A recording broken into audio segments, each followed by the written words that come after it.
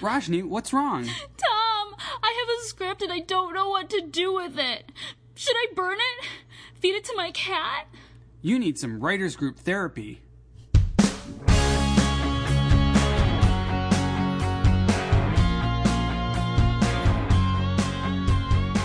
Hi, and welcome to Writers Group Therapy. I'm Tom. And I'm Rashni. We're writers helping writers. Are you ready for your session? The doctors are in. Okay, so along with writer's block being one of the worst things a writer can go through, also just finding the time and the discipline to write. How do you do it? Yeah, that's always been a big challenge for me, and everybody. We're always working, trying to pay the bills, and unless you're independently wealthy, you can just sit around writing all day and pondering your stories. You have to, make time out of your day to write. I haven't been very good at that lately, to be honest. Well, I've been finishing up films and spending a lot of time getting those films out into the market, so to speak. But I've been also thinking, gee, I've got 3 scripts I've started that I really should get back to. It's already into the year, and I haven't actually really gotten into my usual New Year's resolution of writing 3 pages a day that I always say I'm going to do. But this year it's just been so hard, so busy, and working so much that I haven't really written in much of anything. So how do you do it? What's your best tip for me? Well, I come from a journalism background, so I'm used to writing on a deadline. I actually thrive on a deadline. So right now I'm working on getting scripts ready for a couple of contests. And so I have a hard deadline of, okay, by the 15th, by the end of the month, or something like that, and it's got to be done. So that helps me as far as finding that discipline and that time to write. And I'll be honest, because I also am an actress as well, sometimes something has to give. So because I've been prioritizing my writing to be able to make those contests, sometimes if an audition's not really worth it, I just don't go. I don't submit for that audition. I haven't gone out too much in the last couple of weeks because I'd rather take that 4-hour block and spend it writing instead of driving to an audition, waiting for an hour or two, auditioning and coming home. Obviously, you got to eat, but if you can kind of slide things over here and there, you do what you have to for the short term to make it work. Yeah, prioritizing seems to be the main tip there. Just make sure you prioritize your writing as something that's important to get done. And that means saying no to other things, like when your friend who's working on her scripts for various fellowships and writing seminars asks you to read and give notes on her scripts. And she says, thank you so much for taking that time. Yes. But hey, we're all in this together, so I don't mind helping out. But, everything takes time. So I've helped you with your scripts lately, so I haven't written any of mine. That's my good excuse for not having my script ready for next week's writers group meeting, actually. Well, I do owe you one, so if you have a script you need me to read for anything, let me know. Right.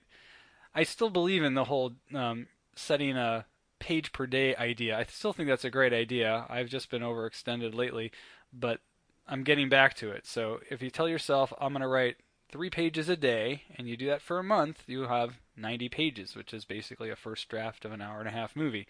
So that's still, I think, a really good thing to do if you can just get started. Is my problem this year. I haven't had time to sit down and say, okay, this is day 1 of my 3-page-a-day goal. Mm-hmm. Yeah. Some people, I know a writer, he's a family man. He's got 2 kids. They're little. I think they're 7 and 3 or something like that. So they're little. And for him, it helps to wake up at 5 and write for an hour or two before 7 o'clock, and everyone's got to run to school and work and stuff like that. So that's his thing. I am not a huge morning person. Right now it's winter time. I write really well once the sun goes down. For some reason, I can just hole up. It's like a little cave. I'll put on a YouTube video or some music, and I'll just write for hours. So wintertime has really been helpful as far as I don't really want to go out. It's dark out. Okay, I'll just write for 5 hours. Now it's 10 o'clock. Yeah, I actually used to do my best writing between 9 and 9 p.m. to 1 a.m. And it's great because nobody's bothering you during that time usually because they're sleeping or doing other things. Mm-hmm. So you can get a lot of good solid time in. In fact, I would lose track of time and realize, oh, I better stop and go to bed. And this is a case, I think, where if you outline or at least have a general framework of your story in advance, it helps. Because, for example, I don't take my laptop with me everywhere, but I will take a notebook or a legal pad with me. And if I have downtime, like I'm waiting for an audition, it's quiet on the desk at work, I'll write. And then I'll come home and I'll type it in and see if it works in the script. But it only works if I have an idea of where I want to go with the story, for example. Yeah. If you have an iPad or even just a cell phone, you can use cloud services to store your scripts, and you can access them remotely anywhere. So if you have a lunch break at work, and you can pull out your laptop or your iPad and just work on that script for, 20 minutes even. You could get through a page or two. Mm-hmm. Definitely. And if you just do that every day, you really make some progress. Or if you commute with iPads, you don't even need a laptop. You can just open up a little iPad or notebook, laptop computer, tiny little notebook computer on the train or on the bus, and you could actually be writing on your commute if you've got a fairly long commute, I guess. But here in LA, that's easy to find. Long commutes are not hard to find. Yeah. And I'm a big fan of planning ahead. We know this. I talk about my planner all the time. I love my planner. Look in your schedule and see where you've got chunks of time.